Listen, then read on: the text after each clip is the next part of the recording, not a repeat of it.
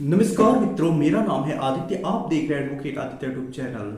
जब भी किसी व्यक्ति के ऊपर भारतीय दंड संहिता की धारा 498 ए का झूठा मुकदमा हो जाता है, तो ऐसे में उस झूठे मुकदमे को रद्द कराने के दो तरीके होते हैं। आप 482 सीआरपीसी के तहत जब हाई कोर्ट में प्रार्थना पत्र लगाते हैं तो दो कार्य करके उस झूठे मुकदमे को रद्द करा सकती हैं। पहला तो ये कार्य कि पत्नी ने जो भी आरोप लगाए हैं, जो झूठे आरोप लगाए हैं, उसी की बात में उसी को फंसा दीजिए और उसे गलत साबित कर दीजिए और अपने ऊपर लगे झूठे मुकदमे को रद्द करा दीजिए। और दूसरी जो तरीका है वो ये है कि आप कुछ ऐसे साक्ष्य पेश कर दीजिए जिससे कि पत्नी ने जो मामला दर्ज कराया है, जो एफआईआर दर्ज कराया है, जो केस दर्ज कराया है, वो गलत साबित हो जाए। तो ये दो तरीके हैं। पहला तो पत्नी की बात में पत्नी को ही फंसा दीजिए और उसके मामले को गलत साबित कर दीजिए। दूसरा, साक्ष्य देके खुद को बेगुनाह साबित कर दीजिए। इन दो तरीकों में से किसी भी तरीके में आप सफल हो जाते हैं तो आपके ऊपर लगा झूठा मुकदमा रद्द हो जाएगा। तो आज मैं आप लोगों के लिए जो जजमेंट लेकर आया हूं उसमें कुछ ऐसा ही हुआ है। जो पति के घर वाले हैं उन्होंने पत्नी के ही बात में पत्नी को फंसाया है। उसने जो आरोप लगाया है उन्हीं आरोपों के आधार पर ही उसी में कमी निकाल के, गलती निकाल के पति के घर वाले अपने आप को बचा पाए हैं, झूठे मुकदमे को रद्द करा पाए हैं। तो ये जजमेंट पतियों के लिए काफी ज्यादा इंपॉर्टेंट है और इस जजमेंट को बारीकी से समझिएगा। अगर आपका भी ऐसा ही फैक्ट होगा तो इस जजमेंट के जरिए आप अपने ऊपर लगे झूठे मुकदमे को आसानी से रद्द करा पाएंगे। तो जजमेंट को बारीकी से समझिएगा, सारी चीजों को ध्यान से समझिएगा। वीडियो में आगे बढ़ने से पहले मैं आपसे दो महत्वपूर्ण बातें बता देना चाहता हूं। पहली चीज तो ये कि मेरी एक किताब पब्लिश हुई है जिसका नाम है legal guide for husband in matrimonial cases. अब देखिए, जैसा इस किताब का नाम ही है legal guide for husband in matrimonial cases, ऐसा ही इस किताब का उद्देश्य भी है। यदि आप 498A 125 CRPC DV act section 9 divorce case इस प्रकार के मैट्रिमोनियल मुकदमे लड़ रहे हैं, आपको कोई गाइड करने वाला नहीं है, कोई सही जानकारी देने वाला नहीं है, तो इस किताब का अध्ययन करके आप अपनी जानकारी बढ़ा सकते हैं। आप चीजों को समझ सकते हैं कि मुकदमे की कैसे प्रक्रिया चलती है। मेरे ऊपर झूठा मुकदमा हो जाता है तो मुझे क्या करना चाहिए, कैसे अपना बचाव करना चाहिए, कैसे सामने वाली पार्टी को सबक सिखाना चाहिए, कैसे क्रॉस केस करना चाहिए, ये सारी चीजें आप इस किताब का अध्ययन करके समझ सकते हैं। तो यदि आपके ऊपर झूठा मुकदमा चल रहा है तो इस किताब का अध्ययन आप जरूर करिएगा। इस किताब का जो मूल्य है वो 600 रुपए है, जिसमें 100 रुपए कोरियर चार्ज है। किताब को बाई करने के लिए मेरा व्हाट्सएप नंबर स्क्रीन पे दिखाई दे रहा होगा, उस पर मैसेज करिएगा। अब दूसरी जो महत्वपूर्ण बात है वो ये है कि मेरा एक ग्रुप स्टार्ट हुआ है। इस ग्रुप में यदि आप जुड़ते हैं तो हाई कोर्ट और सुप्रीम कोर्ट के जो लैंडमार्क और मैट्रिमोनियल केसेस से संबंधित लेटेस्ट जजमेंट आते हैं वहां वो आपको पढ़ने को मिलते हैं। जैसे कि लेटेस्ट में हाई कोर्ट किस प्रकार के मामलों को क्वेश कर रहा है, सुप्रीम कोर्ट किस प्रकार के मामलों को क्वेश कर रहा है, कि क्या फैक्ट पति दे रहे हैं तो मामला क्वेश हो रहा है। तो इस प्रकार की चीजें आप समझना चाहते हैं कि जजमेंट्स कैसे कैसे आ रही हैं, अपने केस में उन जजमेंट्स का यूज करना चाहते हैं, पीडीएफ कॉपी प्राप्त करना चाहते हैं, तो इन सब चीज़ों के लिए हमारे ग्रुप से जुड़ जाइएगा। जो ग्रुप से जुड़ने का चार्ज है वो 500 रुपये है, जिसे आपको वन टाइम पे करना है, दोबारा कभी आपको पे नहीं करना है। तो आइए अब अपने जजमेंट के बारे में समझते हैं।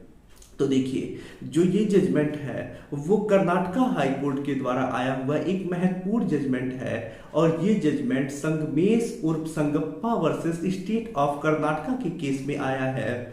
और ये जो जजमेंट है इसमें से जो पत्नी है उसने झूठा 498A का मुकदमा पति और पति के घर वालों के ऊपर दर्ज कराया है। एफआईआर दर्ज होने के बाद पति के घर वाले क्वेश्चन का प्रार्थना पत्र दिए हैं, पत्नी के बात में ही पत्नी को फंसाए हैं और ऐसे में अपने ऊपर लगे झूठे मुकदमे को रद्द कराने में सफल भी हो गए हैं। तो जजमेंट को बारीकी से समझिएगा, चीजों को ध्यान से समझिएगा, ताकि आप भी अपने घर वालों के ऊपर जो मुकदमा लगा है उसमें पत्नी के बात में ही पत्नी को फंसाए और उस मुकदमे को रद्द करा पाए। तो देखिए, मामला कुछ ऐसा है कि जो पत्नी होती है, शादी के बाद पति, सास, ससुर, एक उसकी जेठानी होती है और जो भसुर होते हैं उनके ऊपर एफआईआर दर्ज कराती है। ये जो एफआईआर दर्ज होता है वो भारतीय दंड संहिता की धारा 498A और अन्य धाराओं में दर्ज होता है।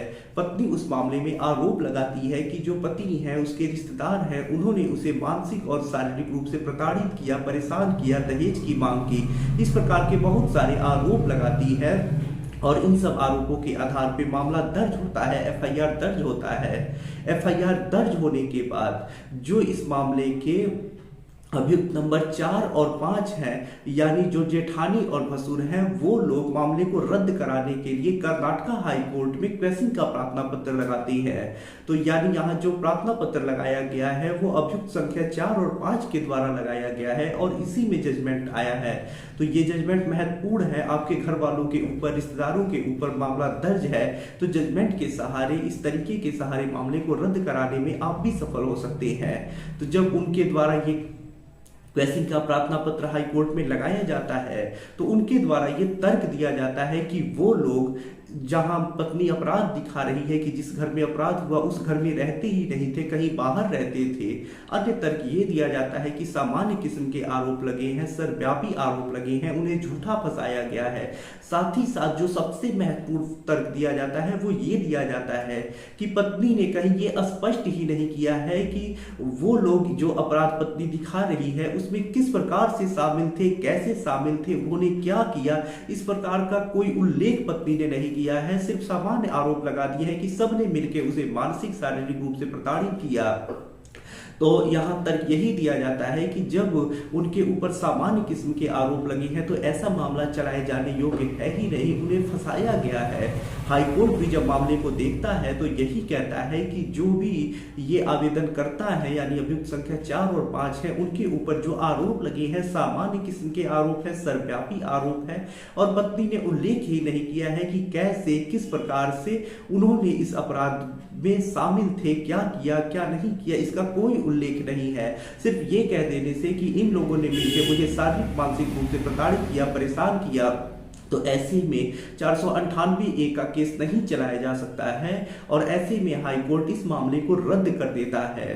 तो यहाँ पे महत्वपूर्ण चीज यही निकल के आ रही है कि यदि पति के घर वालों के ऊपर पत्नी ने मुकदमा दर्ज कराया है, उस मुकदमे में जो भी अभियुक्त उसने बनाए हैं उनके खिलाफ ये आरोप नहीं लगाया है कि उन्होंने किस प्रकार से, क्या, कब, कैसे अपराध किया, क्या क्या चीजें किसने की।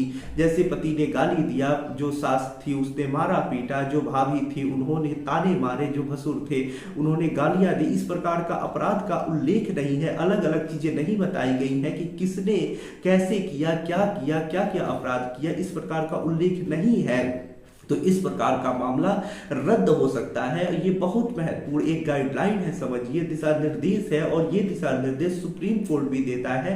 सुप्रीम कोर्ट भी कई जजमेंट में ये बात कह चुका है कि यदि अभियुक्त जिनके ऊपर आरोप लगे हैं ये नहीं बताया गया है कि किस प्रकार का अपराध उसने किया है, क्या अपराध किया है, कैसे किया है, कब किया है, कहाँ किया है, तो ऐसे मामले रद्द हो सकते हैं। तो यदि आपका भी कुछ ऐसा ही मामला होगा तो इस जजमेंट के जरिए आप चाहे तो अपने घर वालों के ऊपर लगे मामले को आसानी से क्वैश करा पाएंगे। इस जजमेंट की कॉपी डाउनलोड करने के लिए या फिर इस प्रकार के अन्य बहुत महत्वपूर्ण जजमेंट पढ़ने के लिए, समझने के लिए हमारे ग्रुप से जुड़ जाइएगा। वहां आपको काफी महत्वपूर्ण जजमेंट पढ़ने को, समझने को मिल जाया करेंगे। तो आशा कर रहा हूँ वीडियो आपको पसंद आया होगा। यदि आप किसी कानूनी समस्या से परेशान हैं और ऐसे में मुझसे फोन पे बात करके अपनी कानूनी समस्या का समाधान प्राप्त करना चाहते हैं तो मेरा व्हाट्सएप नंबर स्क्रीन पे दिखाई दे रहा होगा, उस पर मैसेज करके अपॉइंटमेंट बुक करा के मुझसे कॉल पे बात कर सकती हैं। वीडियो पसंद आया हो तो वीडियो को लाइक करें, अपने दोस्तों के साथ शेयर करें और यदि आप चैनल पे नए हैं तो चैनल को सब्सक्राइब करके बेल आइकन को दबाएं। मिलते हैं नए वीडियो के साथ अगले दिन, तब तक के लिए जय हिंद, जय भारत।